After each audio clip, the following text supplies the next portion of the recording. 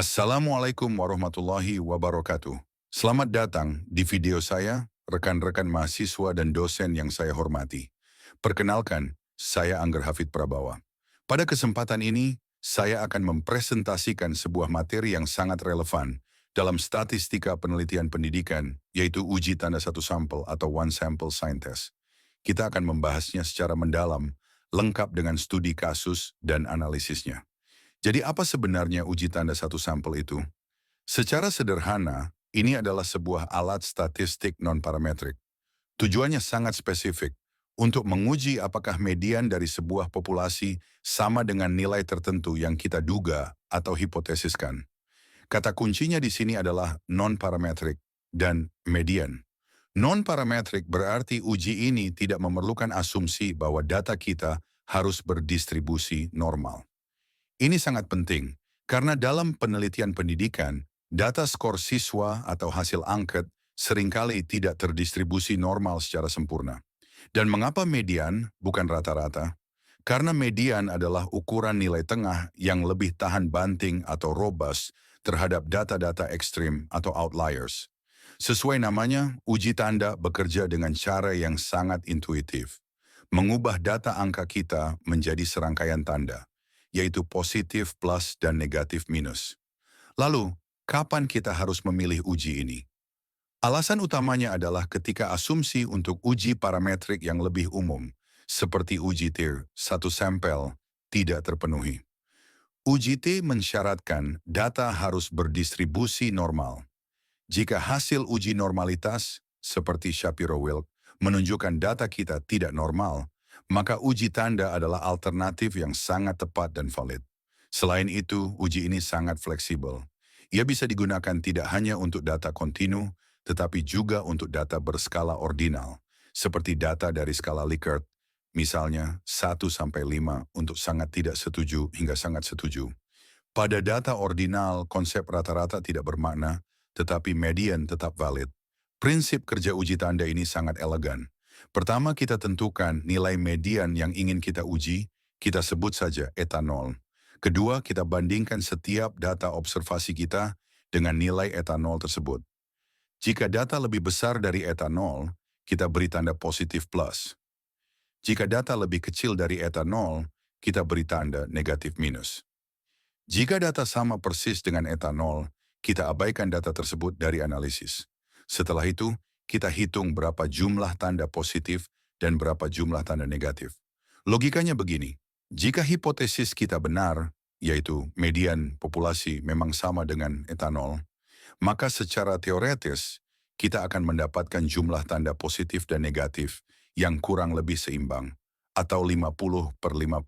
Ini persis seperti melempar koin yang adil. Uji tanda pada dasarnya menguji, apakah perolehan tanda positif dan negatif kita secara signifikan berbeda dari rasio 50/50? Untuk menjawabnya, kita menggunakan distribusi binomial. Sekarang, mari kita terapkan konsep ini dalam sebuah studi kasus yang realistis.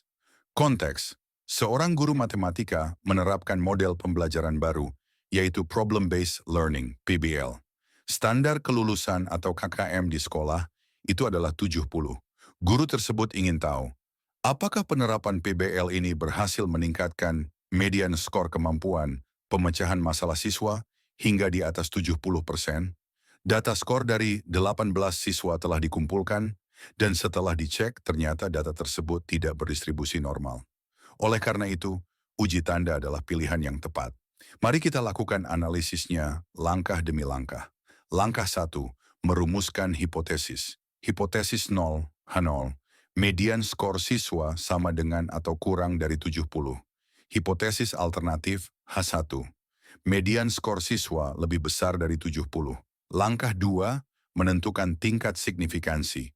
Kita tetapkan alfa pada 0,05, standar dalam penelitian sosial. Langkah 3, transformasi data.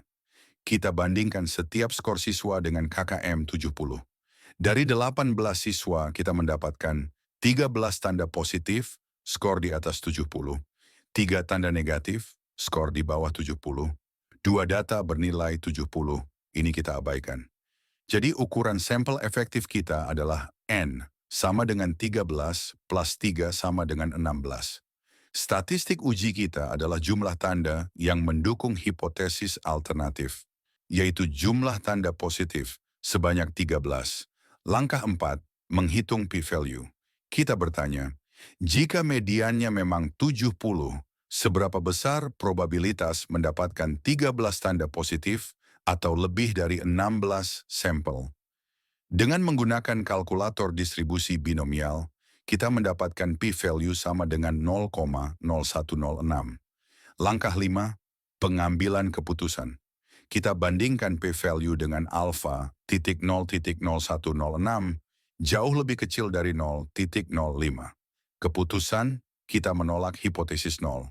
Interpretasi, terdapat bukti statistik yang signifikan untuk menyimpulkan bahwa model PBL berhasil meningkatkan median skor siswa di atas 70. Seperti semua alat statistik, uji tanda memiliki kelebihan dan kekurangan.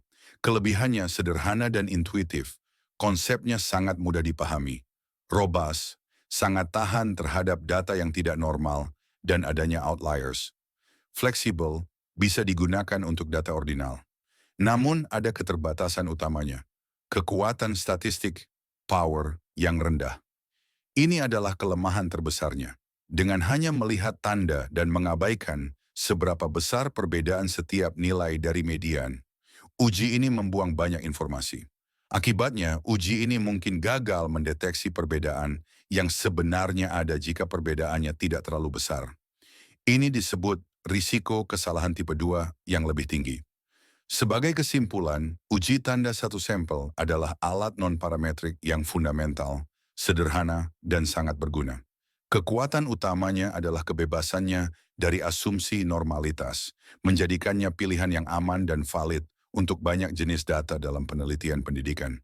Meskipun kekuatannya lebih rendah dibandingkan alternatif lain seperti uji T atau uji Wilcoxon, pemahaman yang baik tentang kapan dan mengapa menggunakannya adalah kunci dari praktik analisis data yang profesional dan bertanggung jawab.